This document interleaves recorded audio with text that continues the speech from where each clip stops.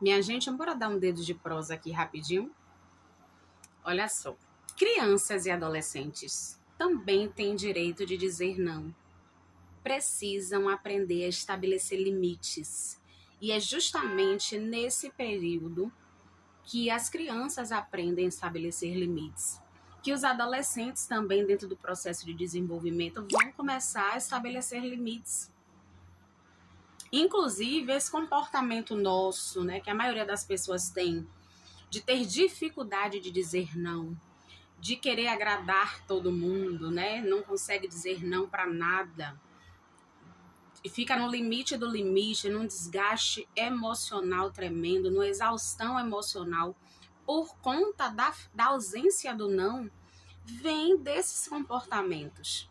Vem desta criação onde a criança ela não tem voz e vez. É entendendo os seus limites, é sabendo exercer os seus limites, que a criança vai ter uma formação de personalidade saudável.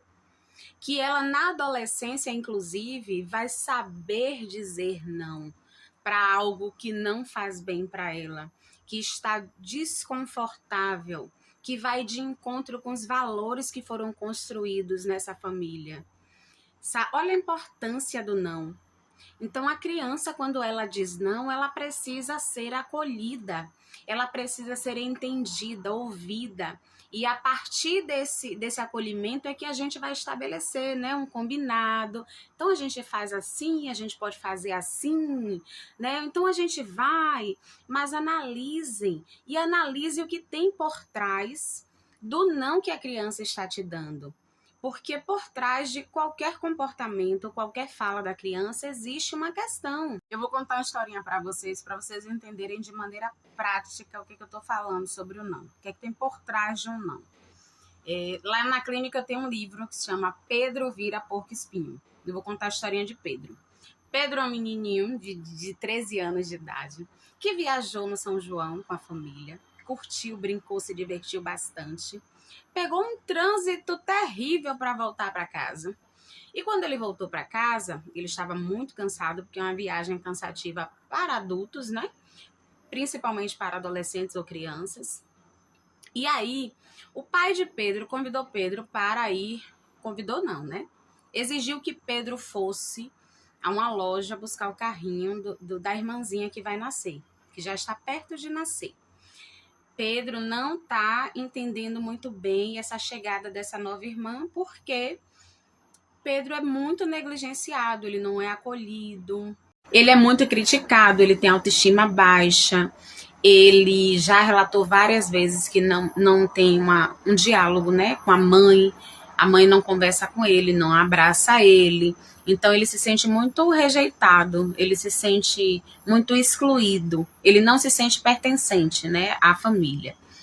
Ele hoje atravessa crises de ansiedade, muitos pensamentos intrusivos, muitos pensamentos negativos e passa por todas essas questões emocionais que acaba também atravessando o processo dele de ensino-aprendizagem, e ele apresenta algumas dificuldades escolares e muito baixa autoestima, né, no processo de desenvolvimento dele.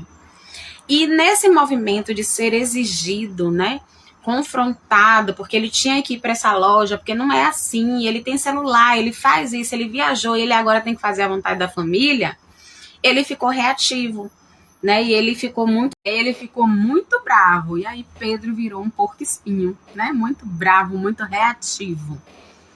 Porque o não dele foi negligenciado. E a família trouxe essa história, né, como que tá errado, que eu podia conversar com Pedro também, né, sobre isso, sobre esse posicionamento de Pedro. E quando eu fui entender a história de Pedro, e quando eu fui entender tudo que está por trás desse comportamento reativo de Pedro, a gente entende aí várias questões, né? Existe um processo de ansiedade, existe uma negligência familiar, existe essa falta de limite, né? Pedro não pode exercer o limite dele. Ele só disse não porque ele estava muito cansado. Ele estava muito cansado e, além do cansaço, tem uma exaustão emocional aí, né? De estar sendo colocado no canto mais uma vez a chegada da irmã, e ainda tem um outro agravante. essa família está organizando aí uma mudança de estado. Então, são muitas questões que estão desregulando as emoções de Pedro. Na realidade, Pedro sempre teve suas emoções negligenciadas, ele não teve o desenvolvimento saudável, né? O desenvolvimento de personalidade saudável. Existem muitas questões por trás desse não, e a família poderia ter entendido um pouquinho, acolhido esse não. Você está cansado agora? Vamos descansar um pouquinho, ou então a gente vai agora e depois eu vou ter um tempo de qualidade com você. Eu vou deitar aqui com você, vamos descansar juntos. Tudo poderia ser diferente se houvesse uma escuta acolhedora, se houvesse essa sensibilidade de olhar por trás do comportamento. Quando a criança ou o adolescente ele não consegue verbalizar o que ele está sentindo, o que ele está pensando, ele vai reagir